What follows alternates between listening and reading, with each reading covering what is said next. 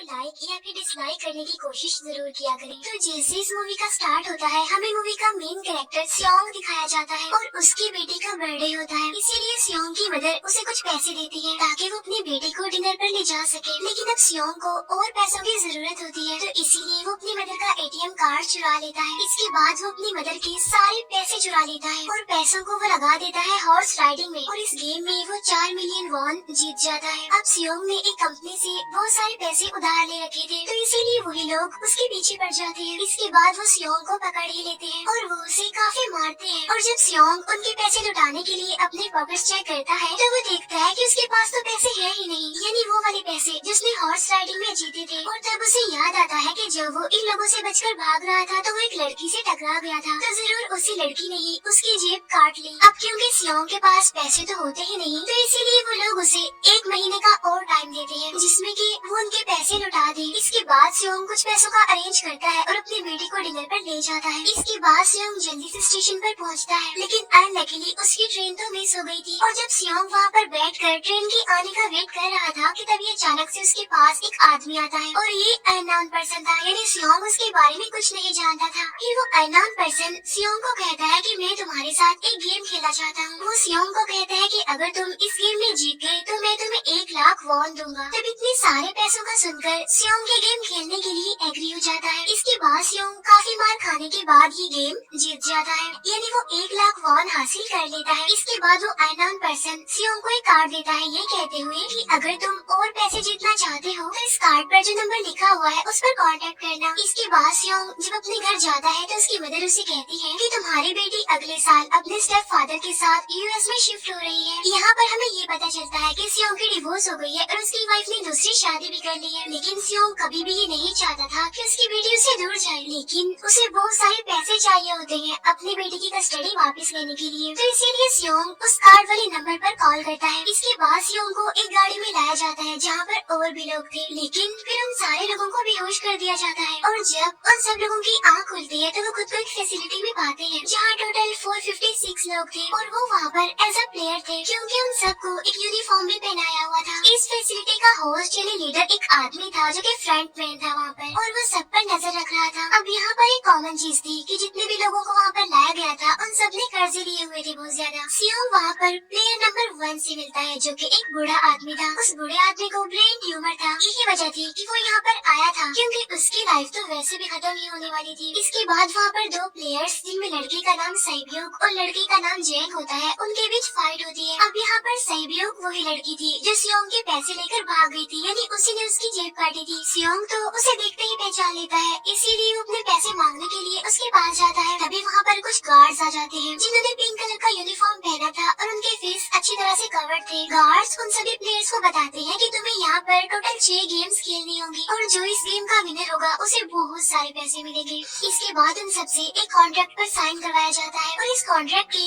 3 main rules थे। पहला rule ये कि कोई भी प्लेयर अपनी मर्जी से गेम को छोड़कर नहीं जा सकता। दूसरा रूल ये होता है कि जो भी प्लेयर खेलने से मना करेगा तो उस प्लेयर को एलिमिनेट कर दिया जाएगा, और उनके मुताबिक एलिमिनेट का मतलब क्या था ये तो हम आगे ही जानेंगे। गेम का तीसरा रूल ये था कि अगर मेजोरिटी इस गेम को खेलना नहीं चाहती तो वो इस गेम को छोड़कर जा सकते हैं। इसके बाद उन सबको गेम के लिए ले जाया जाता है। अब यहाँ पर सियोंग अपने क्लासमेट सैंगू से भी मिलता है जो कि उसे बचपन से जानता था। सियोंग उसे वहाँ पर देखकर काफी हैरान होता है क्योंकि वो तो किसी बिजनेस के लिए आउट ऑफ कंट्री चला गया था। अब पहले गेम के लिए वहाँ पर एक काफी बड़ी डॉल थी और इस गेम का रूल काफी सिंपल था, और वो ये था कि डॉल जब भी गाना गाएगी उन सबको आगे बढ़ना है, और जैसे ही वो गाना गाना बंद करेगी तो उन सबको रुक जाना है और मूव नहीं करना है, और अगर कोई हिल गया तो उसे एलिमिनेट कर दिया जाएगा। अब स्टार्टिंग में तो ये सब कुछ उन्हें किसी प्रैंक की तरह लग रहा था, लेकिन जब एक लड़का हिल जाता है तो उसे शूट करके मार दिया जाता है, और यही होता है एलिमिनेट का मतलब, यानी उन्हें मार दिया जाएगा। अब ये देखकर वो सारे लोग काफी घबरा जाते हैं और उन्हें पता चल चुका था कि वो खतरे में है, इसीलिए लोग डरते हुए पैनिक करते हुए इधर उधर भागने लगते हैं।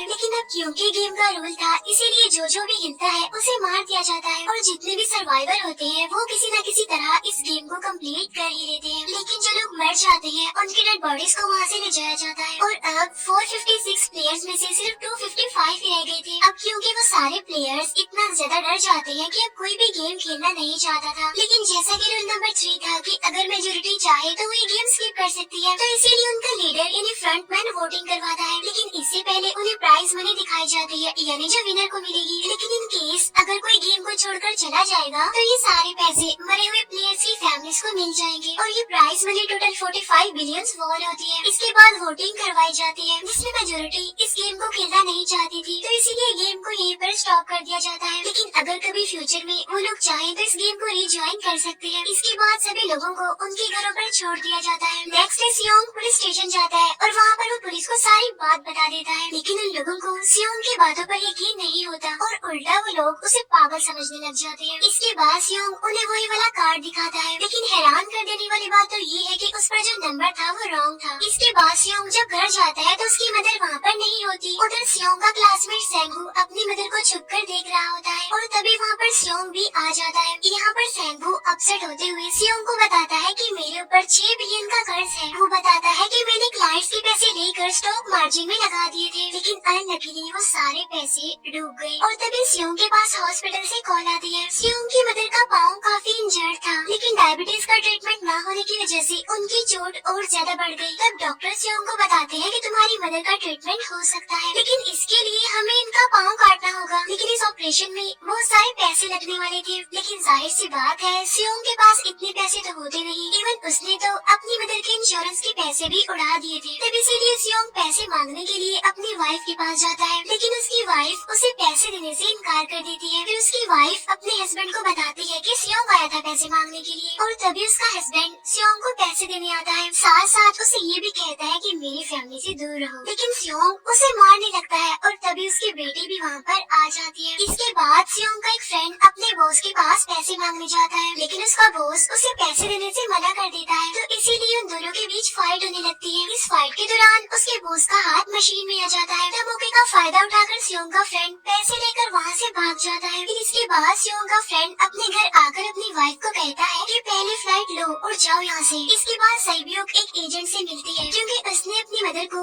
नॉर्थ एरिया से साउथ एरिया में लाना था। साइबियोक वही लड़की जिसने सियोंग की जेब काटी थी, लेकिन यहाँ अपनी मदर को लाने के लिए साइबियोक को बहुत सारे पैसों की जरूरत थी। अब साइबियोक का एक छोटा भाई भी होता है जिससे उसने प्रॉमिस किया होता है कि मैं मदर को जरूर ले आऊंगी। इसके बाद हमें एक ऑफिसर दिखाया जाता है और इस ऑफिसर का भाई कुछ टाइम से मिसिंग था, इसीलिए वो ऑफिसर अपने भाई के घर जाता है, जहाँ उसे पता चलता है कि उसका भाई तो पिछले कुछ दिनों से अपने घर पर भी नहीं आया। और जब वो ऑफिसर घर को चेक कर रहा होता है तो उसे एक कार्ड मिलता है वहाँ पर, और इस ऑफिसर ने सेम ऐसा ही कार्ड पुलिस स्टेशन में सियोंग के पास भी देखा था, तो इसीलिए वो ऑफिसर सियोंग के पास जाकर उससे इस बारे में पूछता है, लेकिन सियोंग उसे कुछ नहीं बताता। इसके बाद सियोंग जब अपने घर जाता है तो उसे वो कार्ड दोबारा मिल जाता है वहाँ पर। अब सियोंग डिसाइड करता है कि वो दोबारा से उस गेम को ज्वाइन करेगा, इसीलिए सभी प्लेयर्स को एक शिप के पास ले जाया जाता है। इधर ही वो ऑफिसर भी गाड़ियों का पीछा करते हुए उस शिप तक आ जाता है। वो एक गार्ड को मारकर उसे पानी में फेंक देता है। इसके बाद उन सभी प्लेयर्स को एक आइलैंड पर मौजूद फैसिलिटी में लाया जाता है। अब यहाँ पर उन्हें जरा भी अंदाजा नहीं था कि अगला गेम कौन सा होगा और उसे कैसे खेला जाएगा। इसके बाद वो लोग अपनी अलग अलग टीम्स बना लेते हैं। रात को साइबियोक और उसकी फीमेल फ्रेंड वॉशरूम जाते हैं। यहाँ पर साइबियोक गार्ड्स की नजरों से बचते हुए उस फैसिलिटी को एक्सप्लोर करने लगती है। तभी वो देखती है कि गार्ड्स बड़े बड़े बर्तनों में कुछ बना रहे हैं,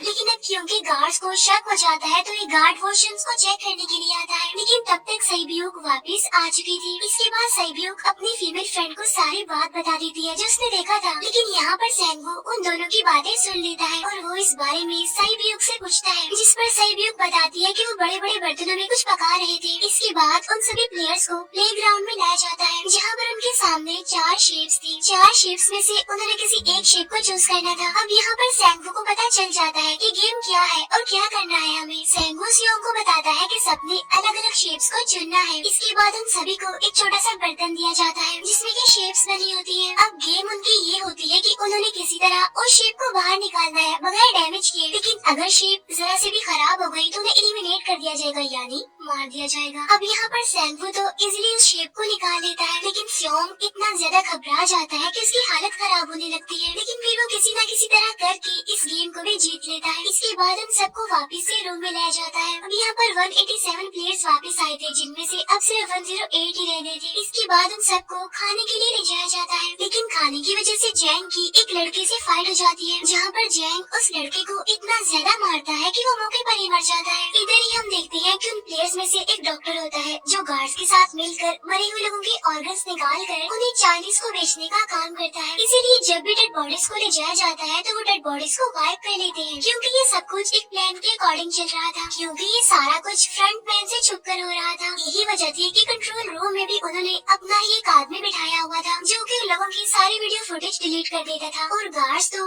डॉक्टर को गेम के बारे में पहले ही बता देते थे ताकि वो सरवाइव कर सके। यहाँ पर एक गार्ड उसी प्लेयर डॉक्टर को बताता है कि आज हमने प्लेयर्स को जानबूझकर खाना कम दिया है ताकि वो आपस में लड़ने लगे, जिससे होगा ये कि सारे वीक प्लेयर्स गेम से आउट हो जाएंगे। साथ ही गार्ड डॉक्टर को अपनी अगली गेम के बारे में बता देता है। अब 30 मिनट के बाद वहाँ पर लाइट्स ऑफ होने वाली थी। अब यहाँ पर सैंगवू को पता था कि स्योंग की टीम जरूर कोई उल्टा काम करेगी, इसीलिए वो उस टीम को अपने पास बुलाकर उन्हें रिलैक्स रहने के लिए कहता है। उधर वो जो डॉक्टर प्लेयर होता है वो जैंग की टीम में शामिल हो जाता है। यहाँ पर डॉक्टर जैंग को बता देता है कि अगला गेम क्या होने वाला है। इसके बाद लाइट्स ऑफ हो जाती है और जैंग अपनी टीम के साथ मिलकर बाकी सभी को मारने लगता है। जैंग एक लड़की को मारकर सेबियो को मारने जाता है, लेकिन तभी स्योंग उसे बचा लेता है। इसके बाद गार्ड्स वहाँ पर आकर उन सभी को रोक लेते हैं और अब टोटल 80 लोग रह गए थे। इसके बाद उन सभी को तीसरे गेम के लिए ले जाया जाता है और यहाँ पर उन्हें 10-10 प्लेयर्स की एक टीम बनाने के लिए कहा जाता है और वो लोग ऐसा ही करते हैं, अपनी अपनी टीम बना लेते हैं। अब क्योंकि जैंग को अगली गेम के बारे में पहले ही पता होता है, इसीलिए वो सेबियो की फीमेल फ्रेंड को अपनी टीम में नहीं रखता और वो अपनी टीम में सिर्फ मर्दों को ही रखता है। इसके बाद सैंगवू भी अपनी एक टीम बना लेता है। अब क्योंकि उन्हें एक प्लेयर की जरूरत थी, तो इसीलिए सेबियो की फीमेल फ्रेंड उनकी टीम में शामिल हो जाती है और ये गेम असल में टग ऑफ वॉर का होता है, यानी उन्होंने अपने सामने वाली टीम को नीचे गिराना था। इसके बाद गेम स्टार्ट हो जाती है और जैंग की गेम बड़ी आसानी से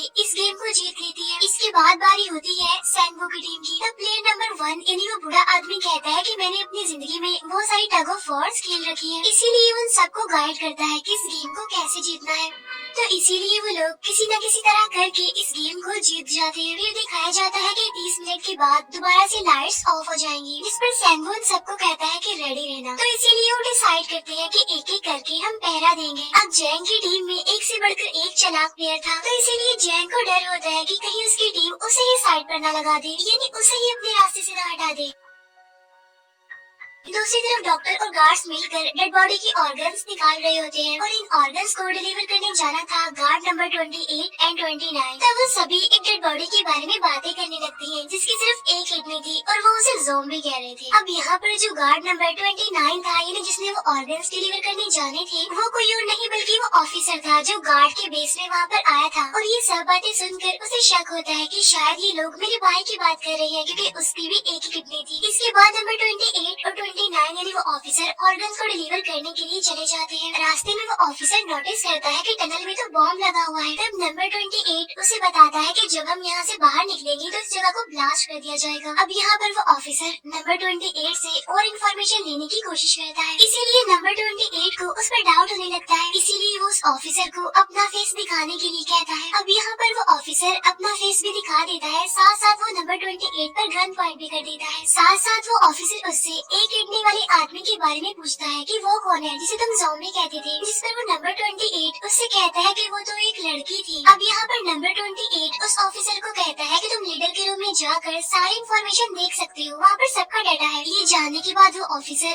नंबर 28 को मार डालता है। उधर वो डॉक्टर गार्ड से अगले गेम के बारे में पूछता है, लेकिन इस बार गार्ड्स को भी अगली गेम के बारे में पता नहीं होता। तब इसीलिए डॉक्टर को गुस्सा आ जाता है और वो एक गार्ड को पकड़ लेता है और उनकी फाइट होने लगती है। इसी फाइट में डॉक्टर उस गार्ड को मारकर वहाँ से भाग जाता है। इसके बाद एक गार्ड भी उसका पीछा करता है और वो दोनों प्लेग्राउंड में आ जाते हैं। यहाँ पर गार्ड डॉक्टर को अपनी बातों में फंसाकर उसे मारने वाला होता है, लेकिन तभी लीडर यानी फ्रंटमैन आकर उसे मार डालता है और बाद में उस डॉक्टर को भी मार डालते हैं। साथ साथ इन्हीं वहीं पर नंबर नंबर 28 की डेड बॉडी भी मिल जाती है, जिससे इन्हें ये पता चल जाता है कि फैसिलिटी में कोई घुस गया है। उधर वो ऑफिसर लीडर इन्हें फ्रंट मैन के रूम तक पहुंच जाता है। तो वो चेक करते करते एक ऐसे रूम में जाता है जहाँ पर सबके रिकॉर्ड्स थे, और जब वो ऑफिसर रिकॉर्ड चेक कर रहा होता है तो उसे सभी विनर्स की एक लिस्ट मिलती है, जिसमें उसके भाई का भी नाम था, यानी वो भी कभी विनर था। उधर सभी प्लेयर्स को फोर्थ गेम के लिए ले जाया जाता है, जहाँ पर उन सबको अपना अपना पार्टनर चुनने के लिए कहा जाता है, और वो प्लेयर्स करते भी ऐसा ही है, अपना अपना पार्टनर चुन लेते हैं। सहीबियों की फीमेल फ्रेंड भी अपना पार्टनर ढूंढने की कोशिश करती है, लेकिन कोई भी उसका पार्टनर बनने को तैयार ही नहीं था। इसके बाद सभी प्लेयर्स को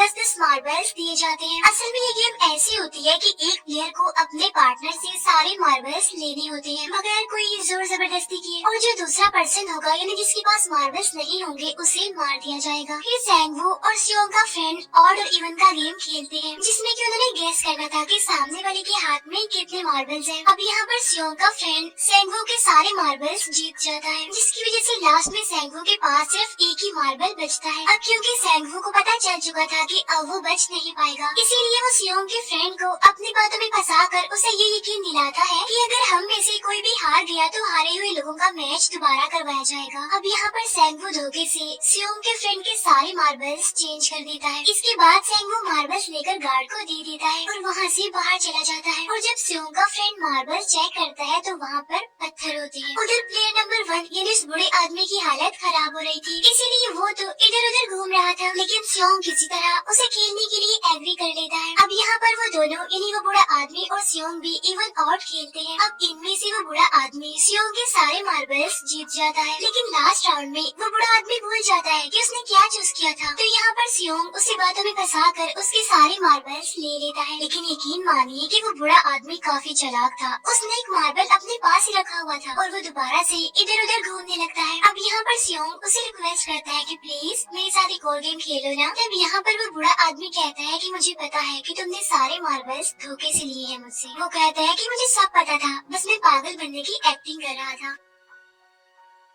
तभी सुनकर सियोंग को उस पर तरस आ जाता है और वो उसे ही सारे मार्बल्स दे देता है। उसके बाद सहीब्यूक और उसकी फीमेल फ्रेंड भी गेम खेल रहे होते हैं। उनकी गेम ये होती है कि जो मार्बल्स को दीवार के ज्यादा करीब फेंकेगा वही जीतेगा। पहले सहीब्यूक अपने मार्बल्स फेंकती है, लेकिन जब सहीब्यूक की फ्रेंड की बारी आती है तो वो अपने सारे मार्बल्स फेंक देती है। लेकिन जब सहीब्यूक ये देख लेती है तो वो अपने फ्रेंड को दोबारा फेंकने के लिए कहती है, जिस पर उसकी फ्रेंड कहती है कि नहीं सहीब्यूक, मैं बिल्कुल अकेली हूँ, मेरे पीछे तो कोई भी नहीं है, लेकिन अगर तुम्हें कुछ हो गया तो ये अच्छी बात नहीं है, तुम्हारे पीछे तुम्हारा छोटा भाई है, तुम्हारा वेट कर रहा है। और इसी वजह से सहीब्यूक की फ्रेंड को मार दिया जाता है। इसके बाद उन सबकी डेड बॉडीज को वहाँ से ले जाया जाता है। इसके बाद वो सब वापस से रूम में आ जाते हैं। यहाँ पर जैंग देखता है कि सहीब्यूक की वो वाली फ्रेंड तो अभी तक जिंदा है, जो कि बड़ी आराम से बैठी हुई थी। अब यहाँ पर हमें पता चलता है कि सहीब्यूक की ये वाली फ्रेंड जैंग की भी फ्रेंड थी, लेकिन अब क्योंकि उन दोनों के बीच इसी बात को लेकर क्लैश चल रहा था तो इसीलिए जैंग की वो फ्रेंड उसे बुली करने लगती है। इसके बाद फ्रंटमैन को एक डेड बॉडी के पास उस ऑफिसर का आईडी कार्ड मिल जाता है। तभी फ्रंटमैन को पता चलता है कि उसके सारे वीआईपीज आ चुके हैं, तो इसीलिए फ्रंटमैन उन्हें लेने के लिए चला जाता है। फिर सारे वीआईपीज को उनके रूम में लाया जाता है। इसके बाद फ्रंटमैन वीआईपीज के आने के बारे में एक और आदमी को जाकर बताता है, और यही आदमी मेन होता है। और ये कौन होता है हम ये आगे जानेंगे। फिर नेक्स्ट डे उन सबको 5वें गेम के लिए लाया जाता है, जहाँ पर 1 से लेकर 16 तक नंबर पड़े होते हैं और वो सभी प्लेयर्स अपना अपना नंबर ले लेते हैं। नंबर का मतलब ये था कि जो नंबर भी एक प्लेयर पर आएगा उसके मुताबिक ही उसकी बारी आएगी। अब यहाँ पर लास्ट में पहला और आखिरी नंबर रह जाता है, यानी 1 और 16। तो यहाँ पर सियोंग कंफ्यूज हो जाता है कि उसे कौन सा नंबर चूज करना चाहिए। अगर उसने पहला नंबर लिया तो वो फंसेगा और मरेगा, क्योंकि उसे नहीं पता कि गेम क्या है। और अगर लास्ट नंबर लेगा तो क्या पता उसकी बारी ही ना आए, टाइम कम रह जाए। और तभी वहाँ पर एक आदमी आ जाता है और वो सियोंग को कहता है कि मुझे पहला नंबर चाहिए, क्योंकि मैं अपनी जिंदगी में कभी भी फर्स्ट नंबर पर नहीं आया। फिर इसके बाद उन्हें गेमिंग रूम में लाया जाता है। अब इस गेम का रूल ये होता है कि दिए हुए टाइम में उन्हें ब्रिज की दूसरी साइड पर जाना है। अब इसके बीच में 2 तरह के ग्लास लगे होते हैं, एक तो होता है आम ग्लास और एक होता है टेम्पर्ड ग्लास। आम ग्लास पर पाँव रखते ही वो टूट जाएगा और वो लोग नीचे गिर जाएंगे। इसके बाद गेम स्टार्ट हो जाता है और वो लोग एक एक करके मरने लगते हैं। फिर एक टाइम ऐसा आता है जब जैंग सबके सामने होता है और वो आगे ही नहीं बढ़ रहा होता। अब उनके पास एक ही रास्ता था, या तो वो आगे जाए या सारे ही मर जाए। और तभी जैंग के सामने उसकी वही फ्रेंड आ जाती है जो उसे बुली कर रही थी और वो जैंग को कहती है कि मैंने तुम्हें कहा था कि जिस दिन तुमने मुझे धोखा दिया मैं तुम्हें मार दूंगी। इसके बाद वो जैंग को पकड़ लेती है और उसे लेकर नीचे कूद जाती है, जिसकी वजह से उन दोनों की मौत हो जाती है। अब वहाँ पर एक आदमी था जो कि ग्लास कंपनी में काम करता था और उसे पता था कि टेम्पर्ड ग्लास कौन सा है, लेकिन जब फ्रंट मैन को इस बात का पता चल जाता है तो वो लाइट्स ऑफ करवा देता है ताकि वो ग्लास को पहचान ही ना पाए। अब लास्ट में एक ही स्टेप बचता है और उनके पास तो टाइम ही नहीं था, इसीलिए सेंगवू उस आदमी को धक्का दे देता है। तो यहाँ पर सेंगवू, सियोंग और सैब्यूक ब्रिज को पार कर लेते हैं, लेकिन ग्लास टूटने की वजह से उन्हें काफी चोट लग जाती है, खास तौर पर सैब्यूक को।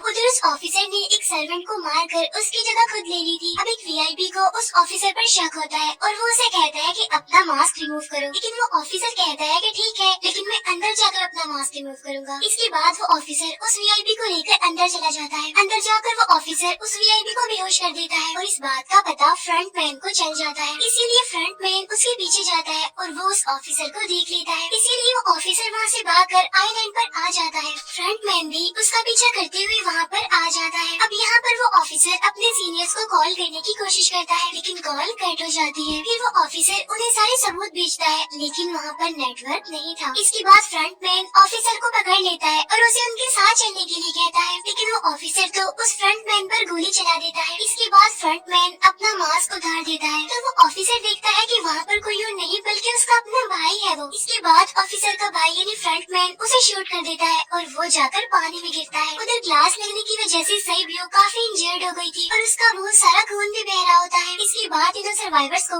डिनर के लिए ले जाया जाता है और उनके पास एक एक नाइफ भी रख दिया जाता है, मतलब रात में उन तीनों में से कोई भी एक दूसरे को मार देगा। तभी सियोंग नोटिस करता है कि सैब्यूक की हालत काफी खराब है, इसीलिए वो सैब्यूक को कहता है कि फिक्र मत करो, हम दोनों साथ हैं और इस गेम में हम दोनों मिलकर सेंगवू को हरा देंगे। इसके बाद हम दोनों यहाँ से बाहर निकल जाएंगे और पैसों को आधा आधा डिवाइड कर लेंगे। सैब्यूक उसे बताती है कि मेरा एक छोटा भाई है जिसे मैं ऑर्फनेज में छोड़कर आई हूँ और अगर हम दोनों में से कोई भी जिंदा बचकर बाहर जाएगा तो उसे उन दोनों की फैमिलीज का ख्याल रखना होगा। अब सैब्यूक की हालत काफी खराब थी, उसे डॉक्टर की जरूरत थी, इसीलिए सियोंग कोई मदद लाने के लिए जाता है, लेकिन जब तक वो वापस आता है तब तक सेंगवू सैब्यूक को मार चुका था। फिर नेक्स्ट उन दोनों को गेम नंबर 6 यानी लास्ट गेम के लिए ले जाया जाता है। गेम का रूल बड़ा ही सिंपल था कि मार दो या मर जाओ और इस गेम का नाम होता है स्क्विड गेम। इसके बाद गेम स्टार्ट हो जाती है और उन दोनों के बीच काफी फाइट होती है, लेकिन लास्ट में सेंगवू की हालत खराब होने लगती है। तभी सियोंग कहता है कि मैं इस गेम को रोकना चाहता हूँ और तभी सियोंग सेंगवू को उसके साथ चलने के लिए कहता है, लेकिन सेंगवू तो अपने आप को ही मार डालता है, जिसकी वजह से सियोंग गेम जीत जाता है। फिर फ्रंट मैन सियोंग को कहता है कि तुम बहुत अच्छा खेले, लेकिन मुझे इसकी उम्मीद नहीं थी। इसके बाद सियोंग को उसके घर पर छोड़ दिया जाता है और उसके पास एक एटीएम कार्ड भी था और जब सियोंग उस एटीएम कार्ड को जाकर चेक करता है तो वो दिखता है कि सारे पैसे उसके अकाउंट में भेज दिए जाते हैं। इसके बाद सियोंग अपने घर जाता है, लेकिन तब तक उसकी मदर की डेथ हो जाती है। इसके बाद हमें 1 साल बाद का सीन दिखाया जाता है, जहाँ पर हम देखते हैं कि सियोंग की हालत काफी खराब हो गई है, यानी वो काफी नशा करने लग गया है और उसने अब तक उन पैसों को हाथ तक नहीं लगाया। एक दिन एक फूल बेचने वाली औरत सियोंग के पास आती है और वो उसे सेम वैसा ही कार्ड देती है जिसमें एक एड्रेस लिखा हुआ था और फिर सियोंग उस एड्रेस पर जाता है, जहाँ पर उसे पता चलता है कि ये सारा किया धरा किसी और का नहीं बल्कि उस बूढ़े का है, प्लेयर नंबर 1 का, और वो अभी भी जिंदा है। यहाँ पर वो बूढ़ा आदमी सियोंग को बताता है कि मैं अपनी लाइफ से बोर हो चुका था और ये सारे गेम मैंने अपने क्लाइंट्स के साथ मिलकर बनाई ताकि मैं लोगों को मरता हुआ देखकर एंजॉय कर सकूं, लेकिन हाँ,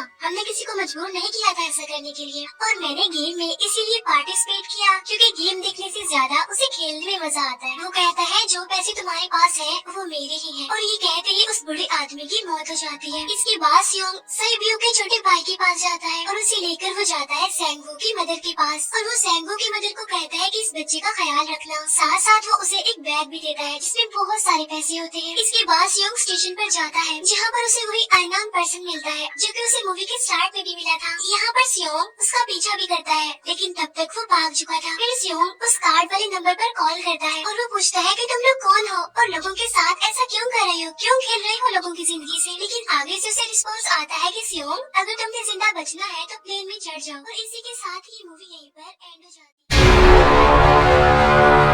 है।